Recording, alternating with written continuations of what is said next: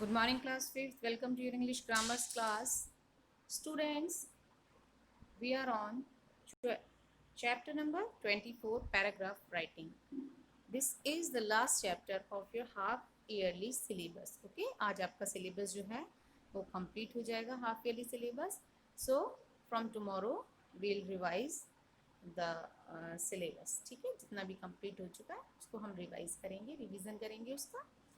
अब paragraph writing जो है ये आपको नोटबुक में करनी है एज वेल एज लर्न भी करना है, क्योंकि आपको एग्जाम में एक टॉपिक दिया जाएगा. On that topic you have to write a paragraph. So कुछ पॉइंट्स देख लेते हैं कि पैराग्राफ राइटिंग जो है कैसे लिखते हैं. A paragraph is a composition on the topic. ठीक है, पैराग्राफ किस पे आपको कंपोज करना है, किसी भी दिए गए टॉपिक पे, given at a given topic आपको you have to write some lines. Means a paragraph it consist a group of sentences, मतलब कि मल्टीपल सेंटेंसेस का ग्रुप होता है. जब आप पैराग्राफ लिखेंगे तो आप बहुत सारे सेंटेंसेस यूज करेंगे उसमें. How to write a good paragraph. आपको when you are going to write a paragraph then you have to keep some things in your mind. क्या क्या चीज़ें हैं वो देखिए. Introduce your topic briefly. You have to introduce the topic, whatever the topic is given, आपको उसको introduce करना है.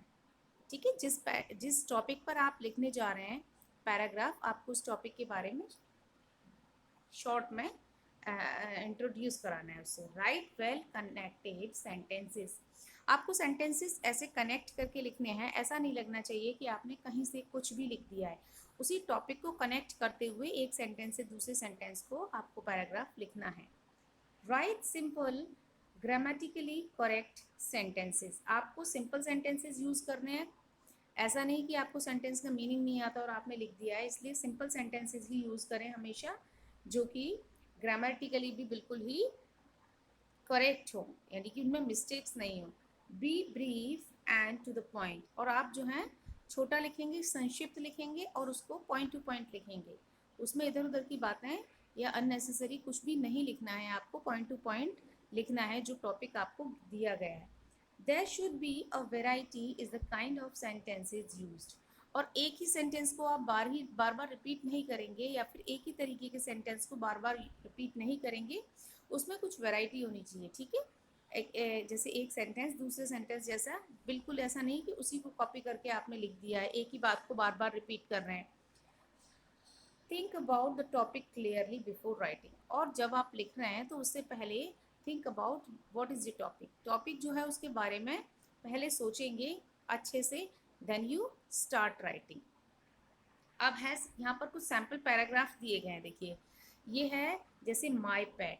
ओके, तो आपको क्या करना है इसको. And second is my uncle. Second is my uncle.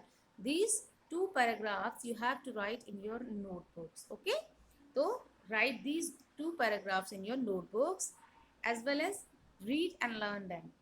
अच्छे से उनको रीड करेंगे, दोनों को लर्न करेंगे, क्योंकि these both are important for your exam. तो आपके एग्ज़ाम में एक टॉपिक दिया जाएगा, आपको उस पर पैराग्राफ लिखना है. तो ये दो इम्पॉर्टेंट हैं, मैं आपको इसीलिए पहले ही बता रही हूँ. लेकिन बाकी के बुक में जितने भी पैराग्राफ दिए गए हैं सबको पढ़ के देखिएगा, उससे आपको आइडिया हो जाएगा कि पैराग्राफ लिखते कैसे हैं. लेकिन ये दो इम्पॉर्टेंट हैं, इनको आपको लर्न भी करना है और आपको जो है नोटबुक में लिखना भी है.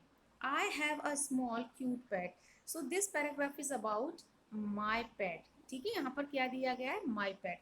तो यहाँ पर इसने जो स्टार्ट किया है पैराग्राफ, डायरेक्ट उसने स्टार्ट किया है I have a small cute pet. मेरे पास एक क्यूट पॉट पेट है ना. तो उसने अपने पेट के बारे में ही पूरा डिस्क्रिप्शन जो दिया है, पूरा हर सेंटेंस में उसने अपने पेट को इन्वॉल्व किया है और पेट के बारे में बताया है. तो आपको क्या करना है, इसी तरीके से पैराग्राफ को फॉर्म करना है. ठीक है, तो आप ये अपनी नोटबुक में लिखेंगे और मंडे से आपकी जो है रिवीजन क्लासेस स्टार्ट हो जाएंगी. आपको चैप्टर बाय चैप्टर रिवीजन कराया जाएगा.